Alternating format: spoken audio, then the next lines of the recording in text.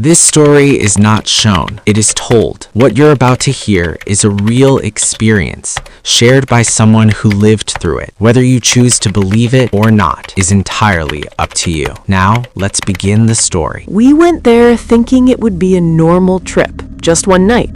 A quiet place, nothing dangerous. The location was a remote, forested area in the United States, far from cities, far from traffic. No tourist crowds, no streetlights, just trees, hills, and silence. There were 4 of us. We rented an old wooden cabin. It looked harmless, a little worn down, but solid. The kind of place people stay in when they want peace. The first few hours were normal. We talked, we laughed, we cooked dinner. But when the sun went down, the atmosphere changed. Not suddenly, slowly. The kind of change you can't explain. You just feel it. 1:30 a.m. That's when I woke up. No nightmare, no sound that jolted me awake. I just opened my eyes. And the first thing I noticed was the silence. Not peaceful silence, heavy silence. Then I heard it. Footsteps. Outside the cabin. Slow, careful, human. I thought one of my friends had stepped out. But when I looked around, everyone was still inside, asleep, unmoving. The footsteps didn't stop. They moved around the cabin, one side, then the other, like someone walking and observing. Then suddenly, nothing. No footsteps, no sound. We didn't talk about it. We convinced ourselves it was an animal or the wind. That was our first mistake. 2:45 a.m., the second night. We were all awake this time. No one said it out loud, but none of us felt safe enough to sleep. Then we heard it. A knock. Not loud, not aggressive. Just one soft knock on the cabin door. Knock. We froze. Then another knock. One of us finally spoke. "Who's there?" No response. But immediately after, we heard movement near the window. Someone was standing there. We could hear it, but none of us had the courage to look. After a few seconds, the presence moved away.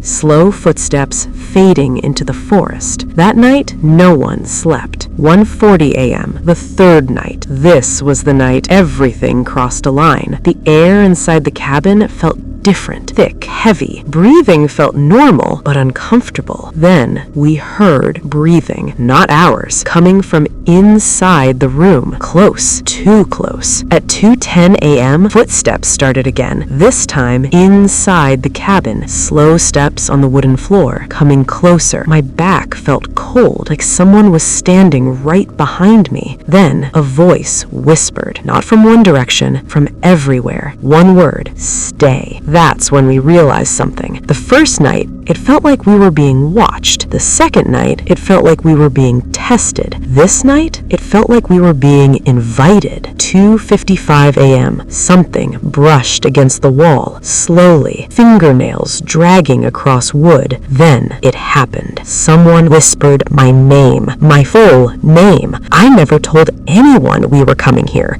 Not locals, not friends, no one. 4:20 a.m. Everything stopped. No sounds, no movement, just silence. But it wasn't relief. It felt like something was standing right outside the door, waiting.